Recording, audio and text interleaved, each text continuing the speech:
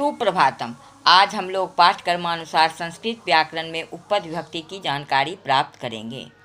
एक शब्द से दूसरे शब्द का संबंध जानने के लिए कारक और विभक्ति का ज्ञान आवश्यक है। इसके पहले बताया गया था कि संस्कृत व्याकरण में क्रिया के साथ संबंध को कारक कहते हैं, इसलिए 6 कारक माने गए हैं। संबंध और संबोधन क्रिया से सीधा संबंध नहीं रखते, इसलिए ये कारक नहीं है। विभक्तियाँ 7 होती हैं। कारकों के नाम और चिन्हों का भी अभ्यास करवाया गया था। संस्कृत में विभक्तियों का प्रयोग 2 प्रकार से होता है। पहला कारक विभक्ति और दूसरा उपपद विभक्ति। जब क्रिया के अनुसार विभक्ति का प्रयोग होता है तो वह कारक विभक्ति कहलाती है। जैसे बालकः अम्बाम नमति। इस वाक्य में बालकः कर्ता कारक है और अम्बाम माता को प्रणाम करता है, तो अम्बाम कर्म कारक है। कर्म कारक किसे कहते हैं? कर्तुरीप्सित तमम कर्म। कर्ता की अत्यंत इच्छा जिस काम को करने में लगे उसे कर्म कारक कहते हैं, अर्थात क्रिया का फल जिस पर पड़े उसे कर्म कारक कहते हैं। उसमें द्वितीया विभक्ति होती है, इसका विभक्ति चिन्ह को है। इसी तरह से करण कारक साधक तमम कर्णम।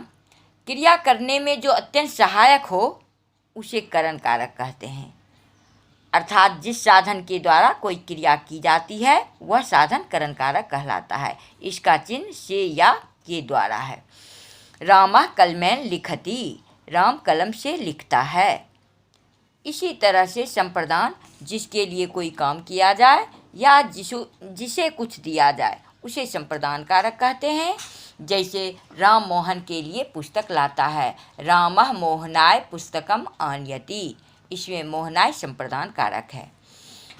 रामः मोहनाय पुस्तकम यच्छति। मोहनाय संप्रदान कारक हुआ। इसी तरह से अपादान कारक ध्रुवम पाए अपादानम। 2 वस्तुओं के अलग होने पर स्थिर वस्तु अपादान है, अर्थात जहाँ से कर्ता हट रहा हो उसे अपादान कारक कहते हैं। अपादान कारक में पंचमी विभक्ति होती है। इसका विभक्ति चिन्ह से अलग होने के भाव में होता है। जैसे बालकः विद्यालयात् आगच्छति। यहाँ विद्यालय से आने के अर्थ में अपादान कारक का प्रयोग हुआ है। उपपद विभक्ति। उपपद का अर्थ होता है पदस्य समीपम, पद के समीप। जिस विभक्ति का प्रयोग किसी विशेष पद के योग में किया जाता है उसे उपपद विभक्ति कहते हैं। जैसे परितः के योग में द्वितीया विभक्ति होती है। गांव के चारों ओर ग्रामम परितः। ये विभक्ति इसमें चिन्ह है गांव के, तो संबंध कारक होना चाहिए, लेकिन इसमें विशेष पद के कारण विशेष पद के योग में द्वितीया विभक्ति का प्रयोग हुआ है। इसी तरह से सह के योग में तृतीया विभक्ति हुई तो सह उपपद विभक्ति है। बही के योग में पंचमी विभक्ति होती है। बिना के योग में द्वितीया तृतीया और पंचमी विभक्ति होती है। निक्षा के योग में द्वितीया विभक्ति होती है। इस तरह से उपपद विभक्ति हुई। जैसे विद्यालयात् बहि उद्यानम अस्ति। यहाँ पर विद्यालयात् में पंचमी विभक्ति का प्रयोग बहि अव्यय के कारण हुआ है, अतः यह उपपद विभक्ति है। द्वितीया उपपद विभक्ति। निम्न पदों के आने पर द्वितीया विभक्ति का प्रयोग होता है। अभितः, परितः, उभयतः, सर्वतः, प्रति, सम्या, निक्षा, धिक् के योग में द्वितीया विभक्ति होती है। जैसे गांव के चारों ओर वृक्ष हैं। ग्रामम परितः वृक्षाः सन्ति। वह गांव की ओर जाता है। सह ग्रामम प्रति गच्छति। गांव के निकट नदी है। ग्रामम सम्या नदी अस्ति या ग्रामम निक्षा नदी अस्ति। दुष्ट को धिक्कार है। दुष्टम धिक् या धिक् दुष्टम।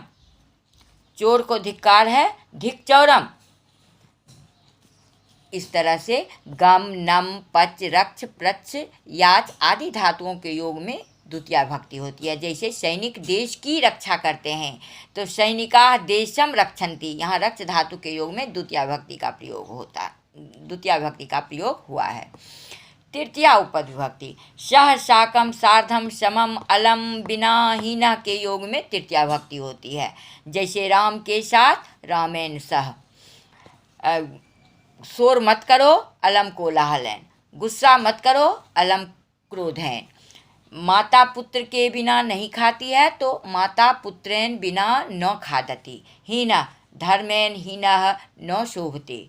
वह धन से हीन है, स धनेन हीनः अस्ति।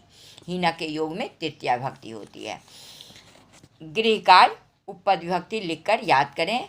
वाक्य बनाएं। परितः ग्रामं परितः वृक्षाः सन्ति। शम्या ग्रामं शम्या नदी अस्ति। बिना परिश्रमं बिना विद्या न भवति। सः सीतारामेण सह अगच्छत्। अलम अलम विवादेन। धन्यवाद।